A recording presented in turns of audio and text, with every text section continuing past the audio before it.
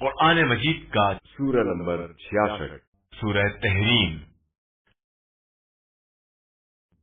سورہ تحریم کے متعلق چند مختصر نکات تلاوت و ترجمے کے ساتھ۔ بسم اللہ الرحمن الرحیم۔ سورہ تحریم موجودہ ترتیب کے لحاظ سے قرآن مجید کا سورہ نمبر 66 جبکہ ترتیب نزول کے اعتبار سے سورہ نمبر 107 ہے۔ یہ سورہ مدینہ منورہ میں نازل ہوا۔ اس سورے کی پہلی آیت کی مناسبت سے اس سورے کا نام تحریم رکھا گیا ہے۔ عربی میں تحریم کسی چیز کے حرام قرار دینے کو کہا جاتا ہے۔ اس سورے کی پہلی آیت کا پس منظر کچھ یوں ہے کہ پیغمبر صلی اللہ علیہ وآلہ وسلم کی دو ازواج نے ام المومنین زینب بنت جہش کے پاس جا کر شہد کھانے پر آپ صلی اللہ علیہ وآلہ وسلم کے منہ سے بو آنے کی بات ایک سازش کے تحت کی، جس کی وجہ سے رسول خدا صلی اللہ علیہ وآلہ وسلم نے شہد کھانا ترک کر دیا۔ اللہ نے اپنے رسول صلی اللہ علیہ وآلہ وسلم سے کہا کہ جن چیزوں کو ہم نے حلال کیا ہے آپ صلی اللہ علیہ وآلہ وسلم ان کو اپنے اوپر حرام کیوں کر رہے ہیں؟ اور اللہ تعالیٰ نے دونوں امہات المومنین کی سرزنش کی اور کہا کہ تم دونوں کے دل ٹیڑھے ہو گئے ہیں، اور انہیں توبہ کرنے کا حکم دیا۔ آیت نمبر 8 میں خالص توبہ کرنے کا حکم موجود ہے۔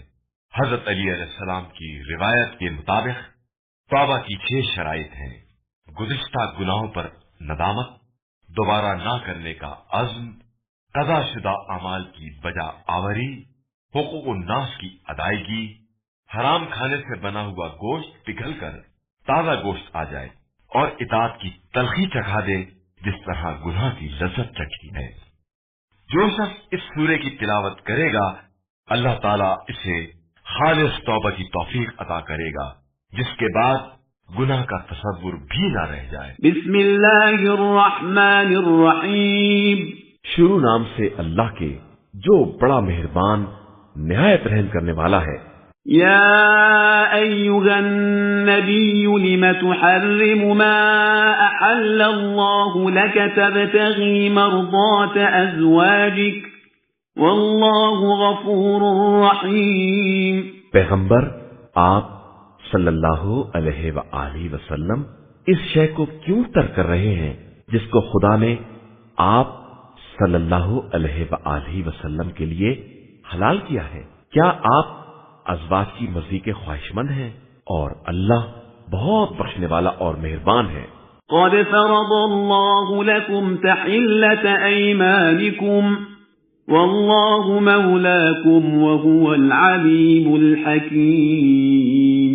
خدا نے فرض قرار دیا ہے کہ اپنی قسم کو کفارہ دے کر ختم کر دیجئے، اور اللہ آپ صلی اللہ علیہ وآلہ وسلم کا مولا ہے، اور وہ ہر چیز کا جاننے والا اور صاحب حکمت ہے۔ وَإِذْ أَسَرَّ النَّبِيُّ إِلَى بَعْضِ أَزْوَاجِهِ حَدِيثًا فَلَمَّا نَبَّأَتْ بِهِ وَأَظْهَرَهُ اللَّهُ عَلَيْهِ عَرَّفَ بَعْضَهُ وَأَعْرَضَ عَن بَعْضٍ فَلَمَّا نَبَّأَهَا بِهِ قَالَتْ مَنْ أَنبَأَكَ هَذَا قَالَ نَبَّأَنِيَ الْعَلِيمُ الْخَبِيرُ۔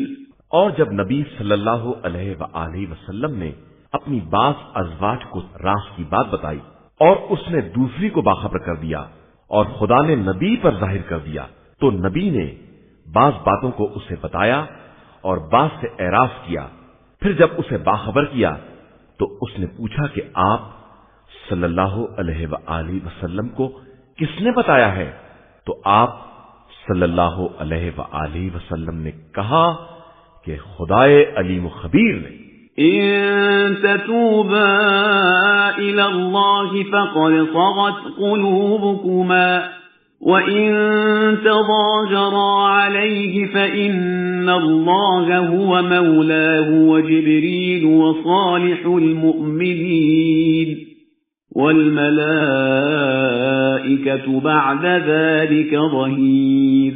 اب تم دونوں توبہ کرو کہ تمہارے دلوں میں کجی پیدا ہو گئی ہے، ورنہ اگر اس کے خلاف اتفاق کرو گی تو یاد رکھو کہ اللہ اس کا سرپرست ہے، اور جبریل اور نیک مومنین اور ملائکہ سب اس کے مددگار ہیں۔ عسى ربه إن طلقكن أن يبدله أزواجا خيرا منكن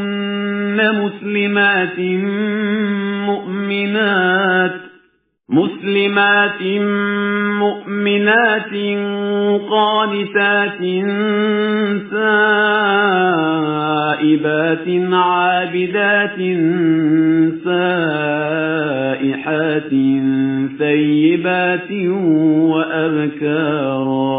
وہ اگر تمہیں طلاق بھی دے دے گا تو خدا تمہارے بدلے اسے تم سے بہتر بیویاں عطا کر دے گا، مسلمہ، مومنہ، فرما بردار، توبہ کرنے والی، عبادت گزار، روزہ رکھنے والی، کنواری اور غیر کنواری سب۔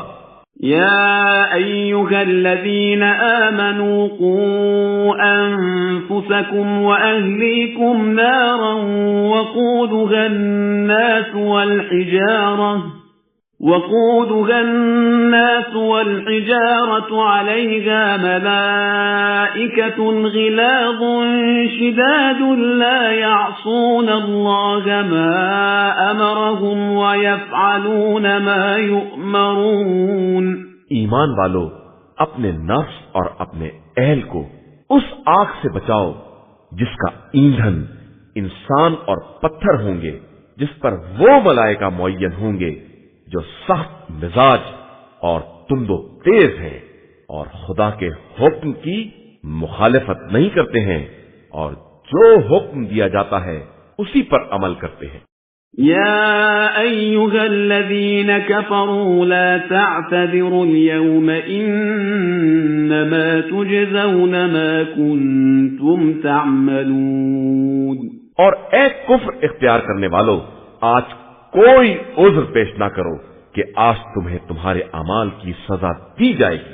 يا أيها الذين آمنوا توبوا إلى الله توبة نصوحا عسى ربكم أن يكفر عنكم سيئاتكم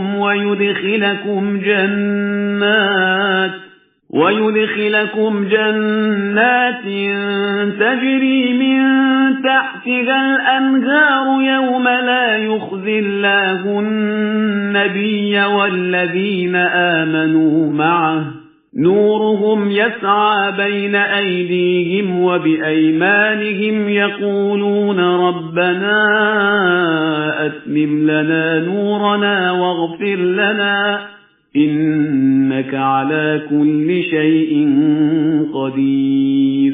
ایمان والو، خلوص دل کے ساتھ توبہ کرو، ان قریب تمہارا پروردگار تمہاری برائیوں کو مٹا دے گا اور تمہیں ان جنتوں میں داخل کر دے گا جن کے نیچے نہریں جاری ہوں گی۔